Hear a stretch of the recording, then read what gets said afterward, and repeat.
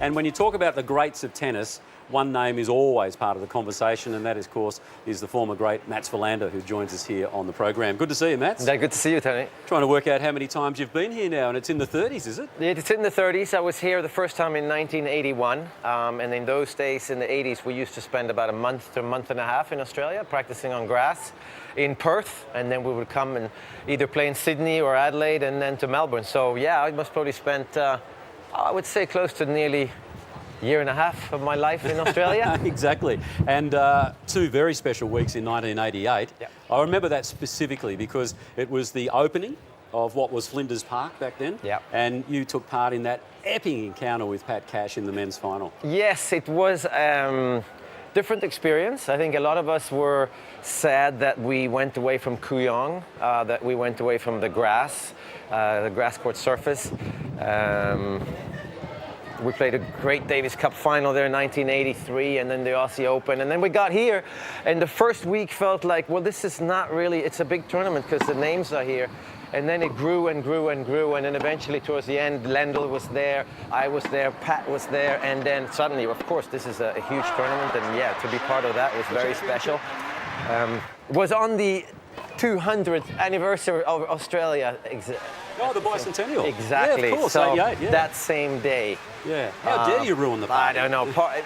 Pat wasn't that ruined. We actually ended up at the same nightclub having a few shots or something together after the final. So I don't think he was that bummed out. Because it was an interesting period, that one, wasn't it, 86? And we were just seeing some highlights there from 83, 84, because just before that was the Davis Cup final, Sweden versus Australia. And Pat had that amazing 5-set showdown with Mikael Pernfors. That's right. But you didn't take part in that. I didn't. No, I got married in South Africa with my wife, still my wife, Sonia, and yeah, I didn't feel like I could do my best at the Davis Cup final and then also prepare for a great marriage. And it seems that the preparation for a great marriage worked, because we're still married 33 years later. Well, that's the main thing. Then, you know, we talk about honeymoons. There was a real honeymoon period with you specifically, because we loved the Swedes coming out here. Anders Jarred, Joachim Nyström, Stefan Edberg, yeah. And it went on. And Mikael Pernfors was, you seem more American than he did sort of Swedish, but we had this happening. So you really had a lot of support in the crowd, didn't you? Yeah, we did. I think that the Davis Cup finals in 1983, when all the Aussie fans, the fanatics, painted their faces, was a huge revolution in Sweden. And the Swedish tennis fans realized that, listen, we can go down to Australia with as many players as we have. There's a good chance one of them will be there towards it. So let's go there, let's have a few beers, let's paint our faces, bring our Swedish flags. And I think that showed off in Europe. And then suddenly, you know, the Dutch came down here. Of course, there's a lot of Croatians and Greeks here already, but I think their attitude as a fan towards tennis changed because of that finals in 1983.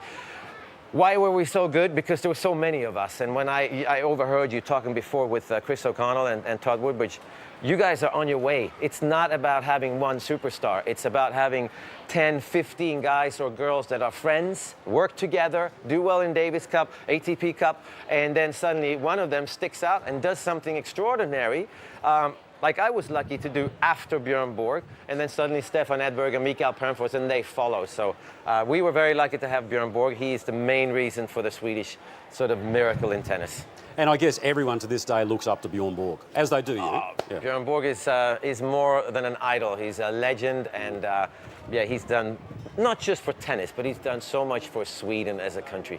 You're still really involved in tennis with your work with Eurosport. But can I just ask your views, because I hope we've got time to talk about some of your key opponents, the McEnroes and the Beckers of this world. But when you're talking about Australia being on the up, what do you see when you see someone like Nick Kyrgios?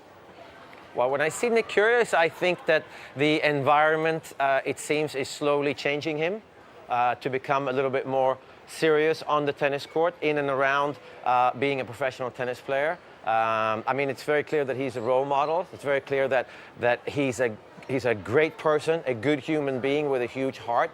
It just doesn't always come out on the tennis court. It comes out with, obviously, the relief rally here at Melbourne Park. But he might be the one that breaks through in terms of tennis of the guys, and he might be the one that sets the tone. Well, hey, if Nick can win the Australian Open, I can win it if I'm Jordan Thompson or Chris O'Connell. So I think that you just need the support behind. We could see how Alex de Minaur had taken to the ranks, and that's obviously the help of Leighton Hewitt, but also Nick being there.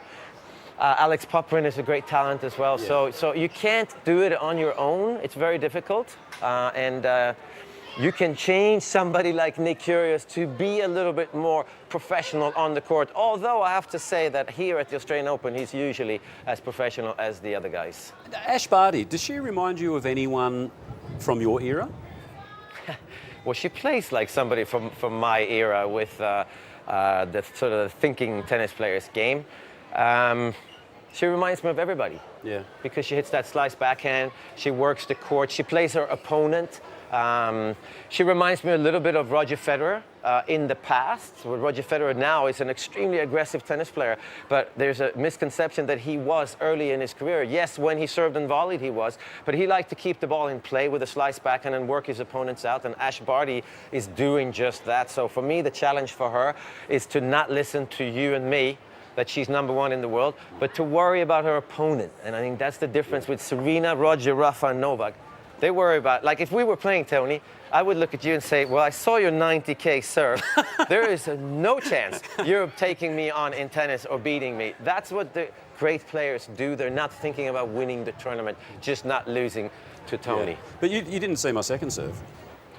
Well, I think the second one didn't register because it was off the screen. Yeah, okay, all right, don't worry about that. Hey, can I ask you about your fitness camp? Maybe I need to fly to Idaho just for a little bit of a brush up. High altitude training. Yeah, so I've been doing a lot of things in tennis since I stopped professional tennis. Davis Cup captain. I coached Marat Safin for a year, which was really fun. I've been working for Eurosport for the last 15 years, commentating and analyzing. I did something called Wilander on wheels, driving around in America in a motorhome, teaching tennis to the likes of you. Yeah. Now I own a little tennis club in Idaho, in Haley, Idaho, called Gravity Fitness and Tennis. 3 indoor tennis courts.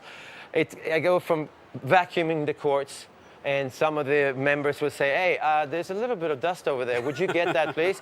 And the next sentence is, are you going to the Australian Open, Matt? So it's nice to be looked upon as a maintenance crew, a normal person, and then also be reminded and sort of looked up to as somebody who wasn't a great tennis player, but somebody that has a passion for the sport still at my age and my time in my career. How old are you?